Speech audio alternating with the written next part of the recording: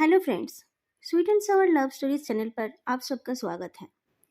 मुझको सिर्फ तुमसे प्यार है का ये 9th एपिसोड है और इसी एपिसोड में ये फैन फिक्शन ख़त्म हो रही है। इस फैन फिक्शन को शुरू में थोड़ा बहुत रेजिस्टेंस मिला था, पर मैं उन सब लिसनर्स को थैंक्स बोलना चाहती हूँ जिन लोगों ने मुझ पर भरोसा करके इस फैन फिक्शन को सुना और अप्रिशिएट किया। मैं रेगुलर अपलोड नहीं कर पाई, फिर भी आप लोगों ने कंप्लेन नहीं किया। आप सबका बहुत बहुत धन्यवाद। ये स्टोरी थोड़ी अलग है, पर हमारे आसपास ऐसा होता रहता है। किसी कपल को बाहर से देखकर पता नहीं चलता है कि उनके बीच क्या चल रहा है। कहीं पार्टनर का प्यार किसी की ज़िंदगी संवार देता है और कहीं अपने पार्टनर का दोहरा चेहरा देखकर किसी का प्यार से भरोसा ही उठ जाता है।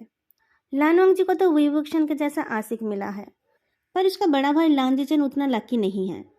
उसे अभी तक पता नहीं है उसके हस्बैंड का असली चेहरा क्या है, पर सच्चाई एक ना एक दिन तो सामने आएगा ना। एक्सपीडिशन के शुरू के 2 दिन अच्छे थे। पहाड़ी रास्तों पर पूरा दिन चलते रहना लानवंग जी के लिए उतना आसान तो नहीं था। फिर भी उसने कोई कंप्लेन नहीं किया था। बस पैरों के दर्द को कम करने के लिए रात को थोड़ी देर के लिए पैरों को गर्म पानी में डुबो के रखना पड़ रहा था। 3rd डे के ट्रेकिंग के बाद उनको उसी जगह पर वापस आना था जहां वो लोग 2nd नाइट को रुके थे। लानवंग जी को लगा कि एक दिन का रेस्ट उसके लिए अच्छा होगा, लेकिन उस दिन रेस्ट लेने का डिसीजन ही उसके लिए सबसे बुरा साबित हो गया। रात को ही ये डिसाइड हो गया था कि लानवंग जी उस दिन ट्रैक नहीं करेगा। उसके बाकी 4 साथी ट्रैक के लिए निकलेंगे, पर सुबह पता चला कि जिन गुआंगगाओ को हल्का फीवर है तो वो भी ट्रैक नहीं करेगा। लांजीचन भी रुकना चाहता था, पर उसके हस्बैंड ने कहा कि उसकी चिंता करने की ज़रूरत नहीं है, वो दवाई लेकर सो जाएगा। लांजीचन ने तब अपने भाई से रिक्वेस्ट किया कि वो बीमार जिन गुआंगगाओ का ध्यान रखे। लानवंग जी अकेले बैठकर अपने पैरों में तेल मालिश कर रहा था। जिन गुआंगगाओ आकर उसके पास बैठता है। वांग जी, अभी भी तुम्हारे पैरों में दर्द हो रहा है? थोड़ा थोड़ा, लानवंग जी अपने पैरों को कवर करते हुए जवाब देता है। मेरे पास एक स्पेशल तेल है जो इस तरह के दर्द में बहुत बढ़िया काम करता है। रुको, मैं लेकर आता हूँ, कहकर जिन गुआंगगाओ उठने लगा। उसे देखकर लगा कि उसे उठने में तकलीफ हो रही थी। आपको बार बार इधर उधर करने की जरूरत नहीं है, मैं थोड़ी देर में आपके साथ जाकर ले लूँगा, लानवंग जी ने कहा। थोड़ी देर बाद लानवंग जी अपने ब्रदर इन लॉ का दिया हुआ तेल मालिश कर रहा था। जिन गुआंगयाओ ने कहा था कि वो तेल जॉइंट्स में लगाने से ज़्यादा अच्छा काम करता है, इसलिए सबसे पहले घुटनों में लगा लेना चाहिए।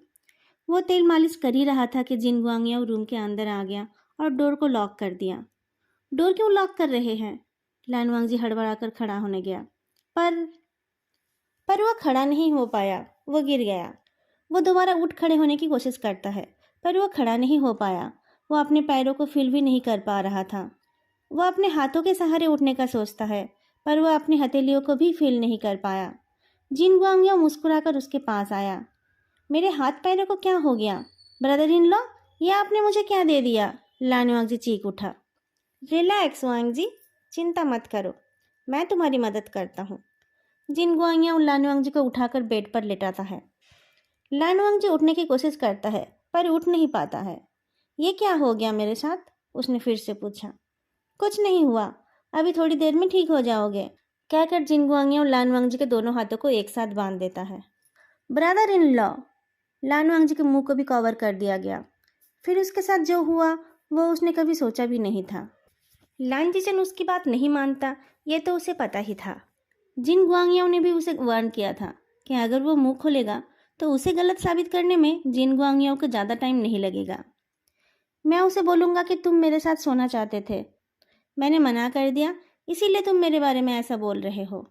मैं तो फीवर की वजह से उठ ही नहीं पाया, मैं कैसे किसी को परेशान करता?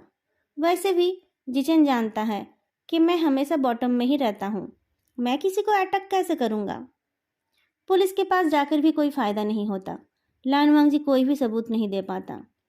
वीवुक्शन कुछ दिनों तक सोचता रहा। उसने लानवांग जी से भी बात की। जो वीडियो उनके पास है उससे कोर्ट में कुछ साबित नहीं हो पाएगा, और अगर लांजीचन उसका केस लड़े तो जिन गुआंगयाओ को हराना पॉसिबल ही नहीं है। उल्टा लानवांग जी ही बदनाम हो जाएगा। वीवुक्शन के पेरेंट्स को भी उसके खिलाफ बोलने का मौका मिल जाएगा। वीवुक्शन जानता है आयुआन उसी का बेटा है, पर उसके मामले में भी वो कोई रिस्क लेना नहीं चाहता है। जिन गुआंगयाओ के खिलाफ रिपोर्ट करके वह अपने बेटे को खोना नहीं चाहता है और उसके बारे में कुछ गलत भी नहीं सुनना चाहता है। ये केस एक 2-धारी तलवार की तरह है। जिन गुआंगियों को ऐसे ही छोड़ देना ठीक नहीं, पर इतने लोगों की कंप्लेंट के बाद भी जब उसका कुछ नहीं हुआ, तब 1 साल पुराने इंसिडेंट्स का रिपोर्ट लिखाकर तो कोई फ़ायदा ही नहीं है। जब ये हुआ था उस टाइम रिपोर्ट लिखाकर भी कोई फ़ायदा नहीं होता। उस पहाड़ी गांव में कोई पुलिस स्टेशन नहीं है। जब तक लानवांग जी रिपोर्ट लिखा था और जब तक उसका मेडिकल चेकअप किया जाता, तब तक जिन गुआंगियाओं का बॉडी फ्लूइड उसकी बॉडी से रिमूव हो गया होता। लानवांग जी के गुनहगार को सजा ना दिला पाना वो युवक्षण के लिए बहुत फ्रस्ट्रेटिंग था, पर वो समझ ही नहीं पा रहा था कि वो क्या करे। पर लानवांग जी के साथ क्या करना चाहिए ये वो जानता था। जिन गुआंगियाओं से ह्यूमिलेट होने से लानवांग जी की बॉडी में तो कोई घाव नहीं हुआ, पर उसके मन में जो घाव हुआ था वो अभी भी सूखा नहीं है। वो युवक्षण अपने प्यार से उस घाव को ठीक करने की कोशिश करता रहा। एक्सपीडिशन के बाद से लानवांग जी अपने ब्रदर इन लॉ को इग्नोर किया करता था। बस अपने भाई से थोड़ी बहुत बातें कर लिया करता था। उन दोनों से ज़्यादा बातें तो वो युवक्षण ही किया करता था। सच्चा जानने के बाद उसने भी उनसे बात करना बंद कर दिया। लांजीचन अपने भतीजे की खबर लेने के लिए कभी कभी फ़ोन किया करता था, पर वो युवक्षण ने कॉल रिसीव करना ही बंद कर दिया। लानवांग जी कभी कभी कॉल रिसीव कर लेता है, पर वो 1-2 मिनट से ज़्यादा बात नहीं करता। ये सब देखकर लांजीचन भी अभी ज़्यादा कॉल नहीं करता है। आयुन बड़ा हो रहा है, और वो जितना बड़ा हो रहा है लानवांग जी के साथ उसके चेहरे की सिमिलरिटी उतनी ही ज़्यादा अच्छे से दिखाई दे रही है। वुइवुक्शन के जिन दोस्तों को पहले वुइवुक्शन के चेहरे के साथ आयुन का चेहरा मिलते हुए दिखता था, उन लोगों ने भी पार्टी बदल ली है। बहुत क्लोज और पुराने फ्रेंड्स ही जानते हैं कि उस बच्चे को लानवांग जी ने पैदा किया है। बाकी लोग ये सोचने लगे कि बच्चा वुइवुक्शन का नहीं, लानवांग जी का ही है। कुछ महीने बीत गए। शाम को वुइवुक्शन ऑफिस से आया तो आयुन डगमगाते हुए उसकी तरफ जाने लगा। डैडी, उसने कहा। आयुन मेरा बेटा, कहकर वुइवुक्शन डोर के पास ही बैठ गया और आयुन का इंतजार करता रहा। जब आयुन उसके पास जाकर उसके गले लग गया तो उसने उसे किस करके गोद में उठा लिया। फिर वो अपने हस्बैंड के पास जाकर उसे किस करता है। एक हाथ में आयुन को लेकर और दूसरे हाथ से लानवांग जी का कमर पकड़कर वो पूछता है, कुछ पढ़ाई वढ़ाई की है तुमने? एंट्रेंस एग्जाम का फॉर्म भरा है, भूल मत जाना। मैं पढ़ने बैठा था, लानवांग जी ने कहा। पर वही वुक्षण बोल उठा, पर मेरे बेटे ने तुम्हें पढ़ने नहीं दिया है ना? हाँ, बहुत नॉटी हो रहा है वो, ना खुद चैन से रहता है और ना ही मुझे चैन से रहने देता है। लानवांग जी वही वुक्षण से लिपट कर बोलता है, बिल्कुल तुम पर गया है। वही वुक्षण हंस देता है, तब तो तुमने मुझे बिल्कुल भी मिस नहीं किया होगा। मेरा छोटा वर्सन दिन भर तुम्हारे साथ जो रहता है। फिर भी मैंने तुम्हें मिस किया। लानवांग जी अपना चेहरा वुइवुक्शन के गाल में रब करते हुए जवाब देता है। वुइवुक्शन लानवांग जी के होठों को चूमने जाता है, पर आयुन ने अपने डैडी के होठों को अपने हाथ से कवर कर दिया। देखा, मैंने कहा था ना, ये जेलसी में भी बिल्कुल तुम्हारी तरह है, लानवांग जी ने कहा। आयुन पापा कहकर लानवांग जी की तरफ अपने बाहें फैलाता है। जैसे ही लानवांग जी ने उसे ले लिया, उसने लानवांग जी को किस कर दिया। ये तो सच में बहुत नॉटी हो गया है। वो युवक्षण मुस्कुराकर दोनों को अपने बाहों में लेता है। फिर उसे कुछ याद आता है। मामा जी का फ़ोन आया था आज। ओह, कैसे हैं वो लोग? लानवांग जी ने उससे अलग होते हुए पूछा। उसने आयुन को फ्लोर पर छोड़ दिया। ठीक है, वो युवक्षण ने शर्ट का बटन खोलते हुए जवाब दिया। वो किसी सेमिनार के लिए परसों जे सिटी आ रहे हैं। कह रहे थे कि हमारे घर एक रात रुकेंगे। क्या उनको मेरे बारे में पता है? लानवांग जी ने पूछा। पता होना चाहिए, पर हमारी शादी के बाद से मेरी उनसे बात नहीं हुई थी, वो युवक्षा ने कहा। क्या मैं और आयुन, क्या हमारा उनसे मिलना ठीक होगा? शायद उनको मेरे बारे में पता नहीं है। मम्मी ने तुमसे कहा था ना, किसी भी रिश्तेदार को हमारी शादी के बात नहीं बतानी है। आयुन के बारे में क्या बोलोगे तुम? लानवांग जी पूछता है। तुम मुझे तुम्हारा फ्लैटमेट बता सकते हो, पर आयुन तुम्हें डैडी बोल देगा। तुम मुझे उसका केयरटेकर बोल देना, पर वो तो बिल्कुल मेरी तरह दिखता है। बस हो गया?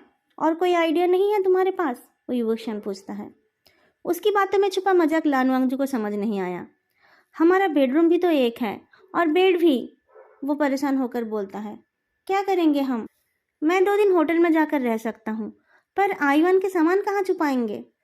कहीं नहीं जा रहे हो तुम मेरे हस्बैंड हो, कोई सीक्रेट लवर नहीं, कहकर वो युवक्षण वॉशरूम में चला गया। लानवांग जी चाय बनाते बनाते भी सोचता रहा।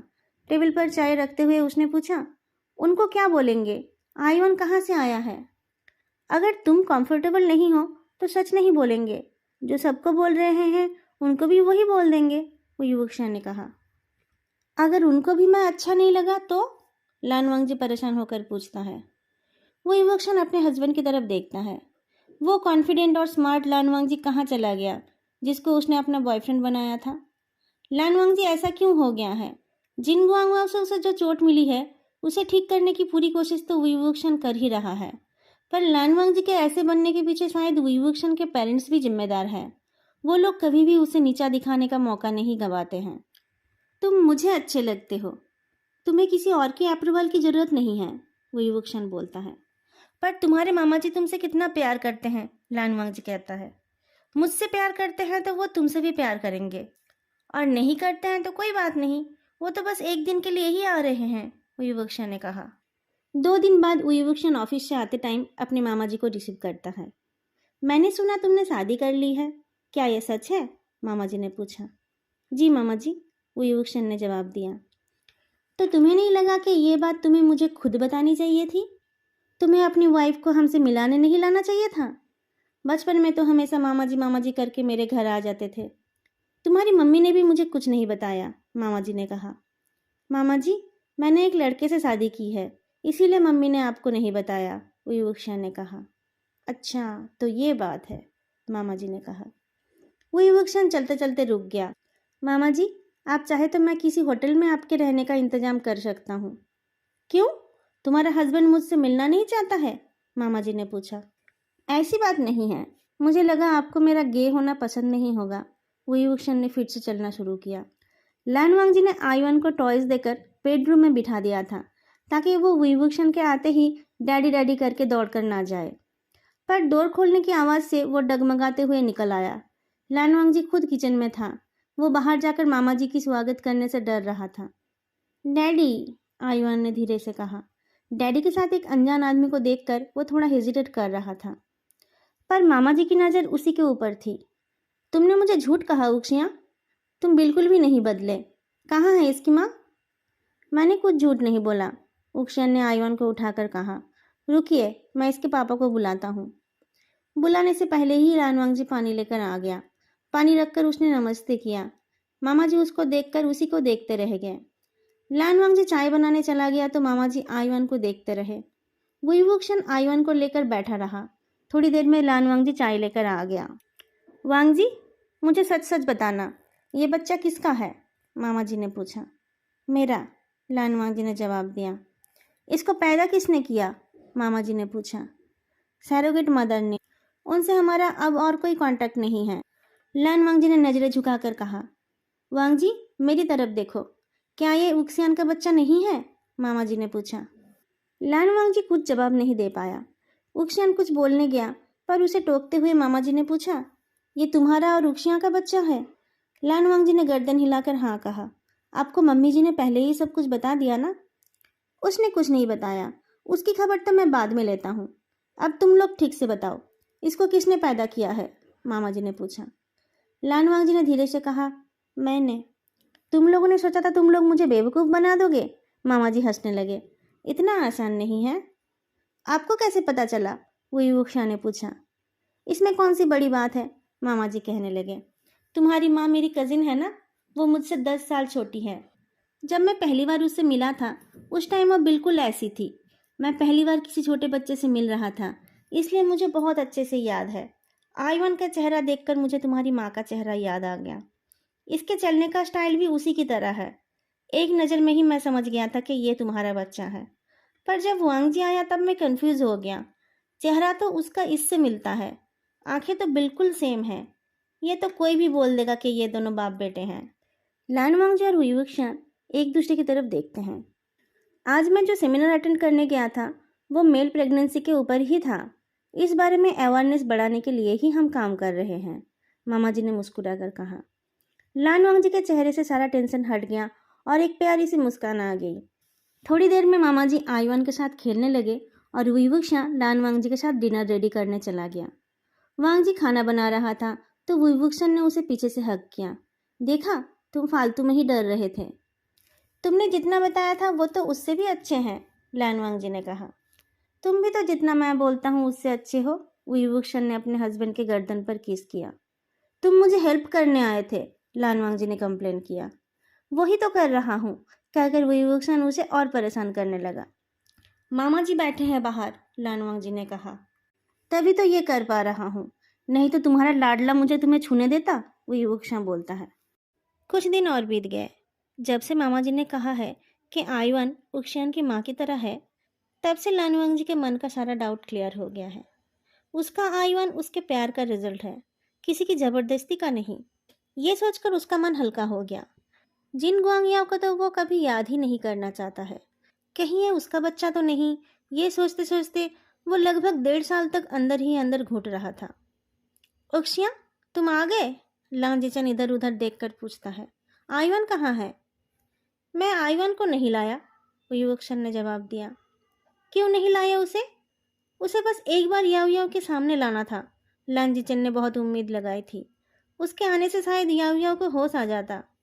भैया, आपके सारे सवालों का जवाब इस पेन ड्राइव में है। वो युवक्षा एक पेन ड्राइव देता है।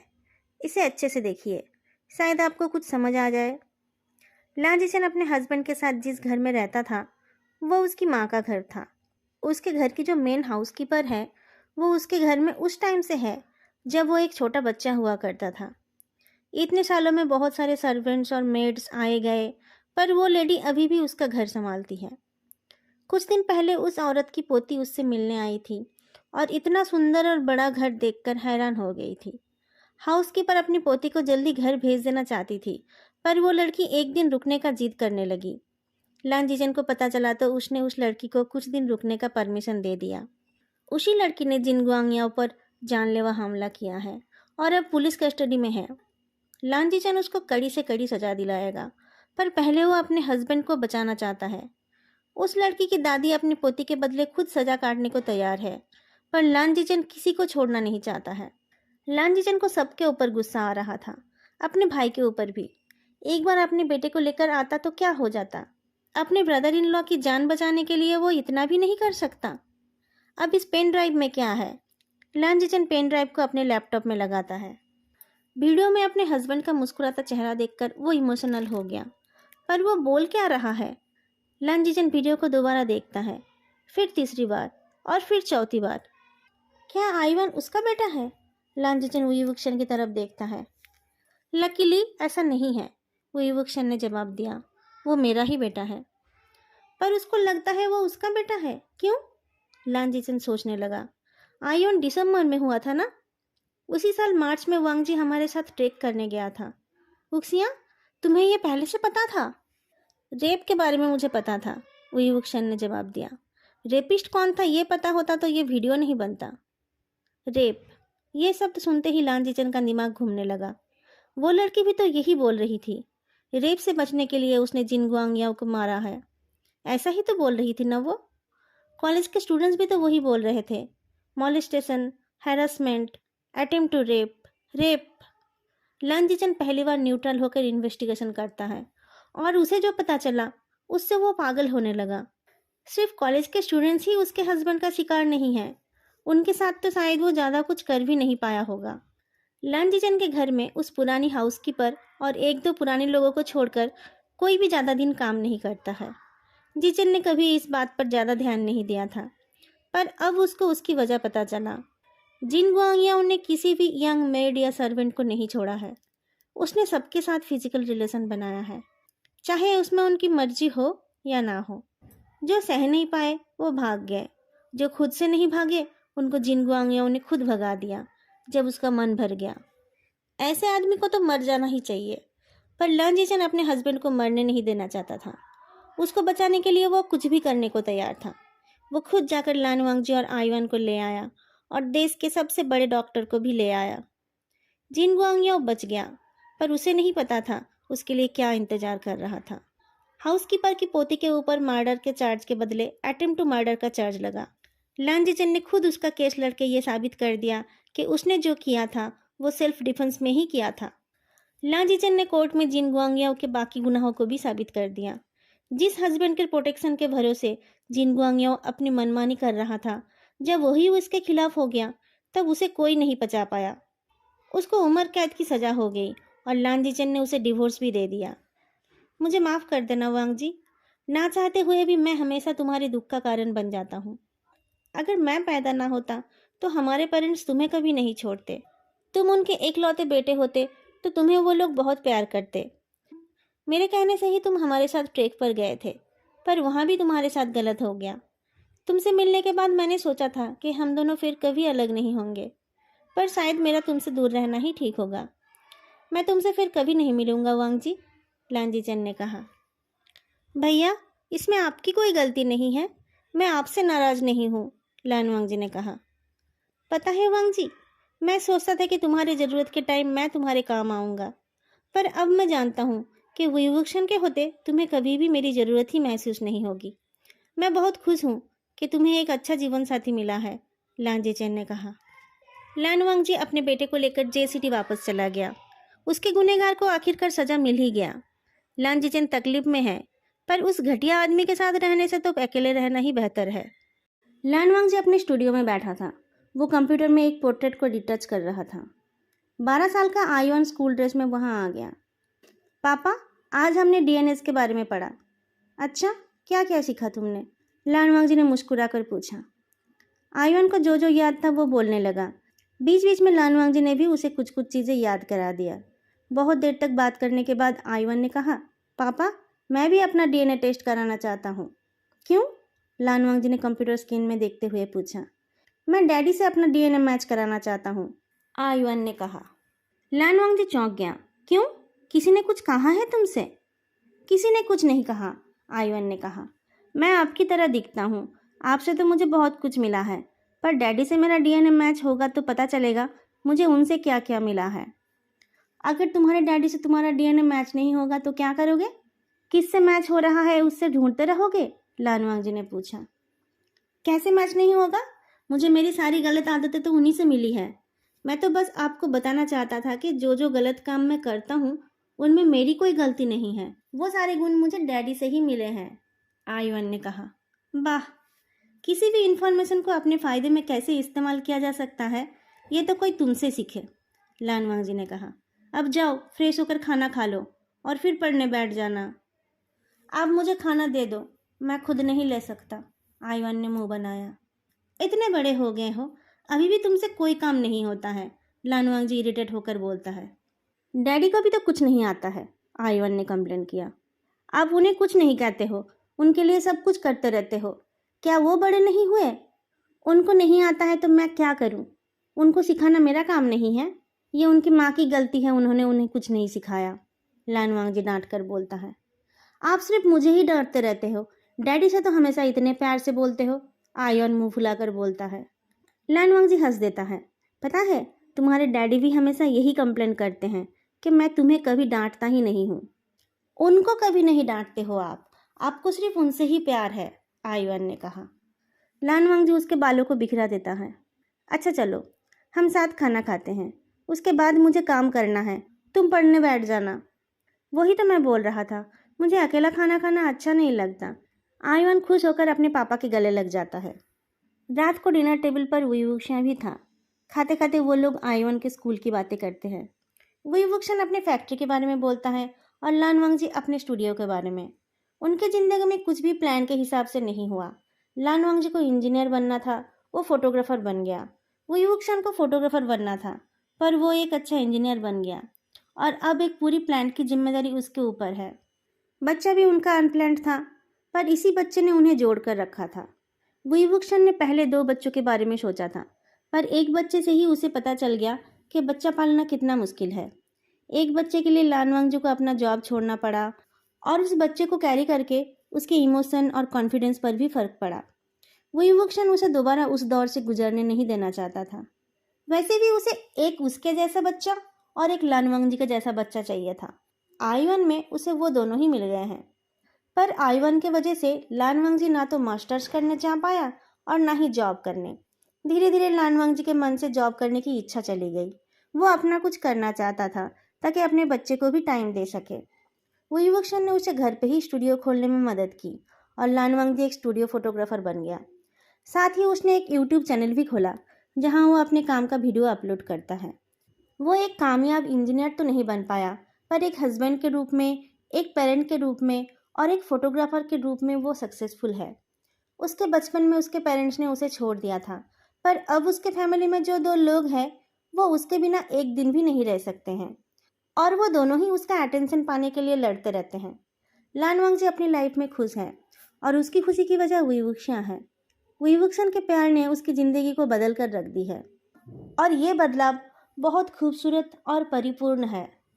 दोस्तों, मुझको सिर्फ तुमसे प्यार है यहीं पर ख़त्म होती है। मुझे उम्मीद है आप लोगों को ये स्टोरी अच्छी लगी है।